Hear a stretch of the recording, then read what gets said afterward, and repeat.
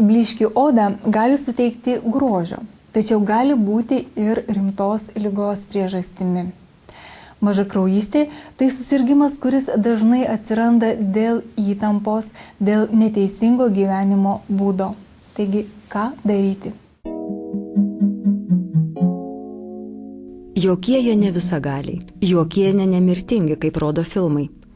Diagnozė aiški – robotui nusėdo baterijos. O mums? Kas atsitinka mums, kad kartais jaučiamės tokia pati sekę, o diagnoze medikai neguodžia? Anemija, mažakraujystė. Geležies stokos mažakraujystė. Tai yra viena dažniausių kraujo ligų, ypatingai vaikų amžiuje. Pasaulinė sveikatos organizacija yra paskaičiavusi, kad išsivysčiusiose šalyse 12% vaikų turi šią mažakraujystės rūšį amžiuje nuo gimimo iki 4 metukų. Besivystančiose šalyse šis skaičius yra gerokai didesnis ir siekia net 51%. Baltijos šalyse vaikai nuo gimimo iki 4 metukų amžiaus, maždaug pusė iš jų turi šią problemą.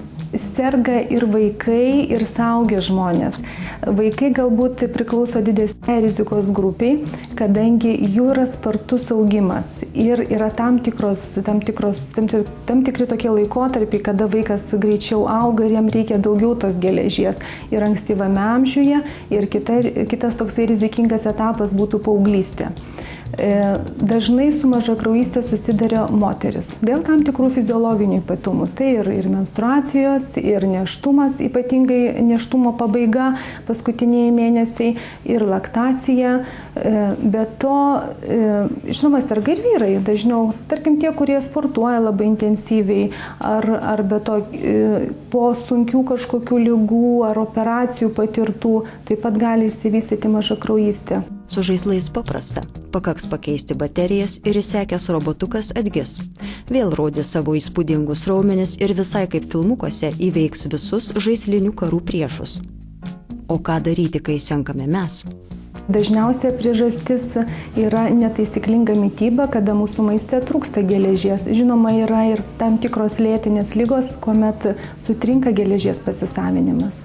Kai nevalgome mėsos, tuomet išsivysto mažakraujystė. Žinoma, geležies yra ir kitose maisto produktuose, ir tarkim grikiai turi daug geležies, ir avižos, ir iš daržovių špinatai, bet burokėliai, bet dažniausiai priežastis yra vis tik tai per mažas kiekis mėsos maiste. Ir dalis vegetarų turi šią problemą ir netgi yra vegetarių mamų vaikai, kurie žindomi pienuku ir maitinami pienuku ir jie turi šią problemą netgi kūdikystėje jau.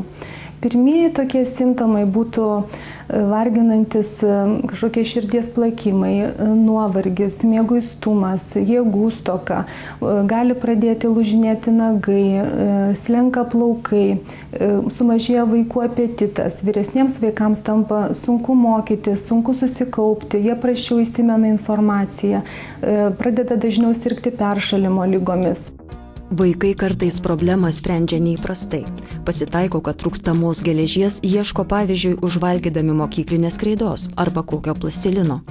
Išeičių specialistai teigia, yra kur kas geresnių.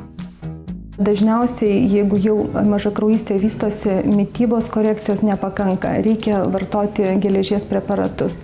Renkamės tuos, kurie yra saugesni. Nes geležis preparatai gali sukelti begalę nemalonių tokių simptomų, kaip metalo skonis burnoje gali atsirasti, gali sutrikti virškinimas, tuštinimosi sutrikimai gali atsirasti, vieni viduriuoja, kiti kaip tik skundžiasi vidurių užkietėjimais. Vaikai mažesni, jie gali atpilinėti, vyresni vaikai jau gali skųstis pilvelio skausmais, dantukų spalva gali nusidažyti. Tai stenkimės rinktis tokius švelnius preparatus. Vienas iš tokių naujesnių preparatų būtų Feroglobin B12. Kuo jisai išsiskiria? Išsiskiria tuo, kad savo sudėtyje turi geležį, kur yra fumarato pavidale.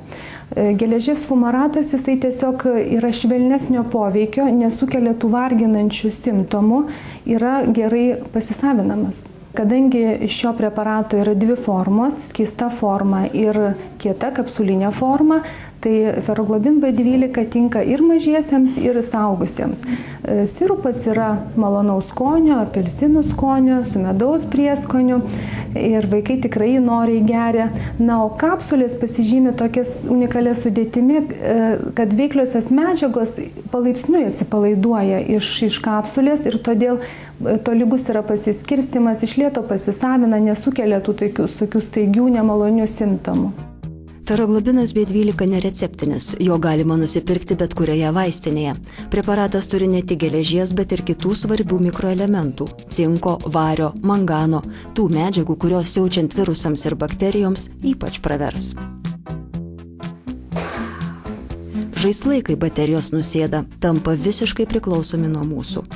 Nejaugi taip įsekti ir tapti priklausomi nuo ligų leisime sau mes.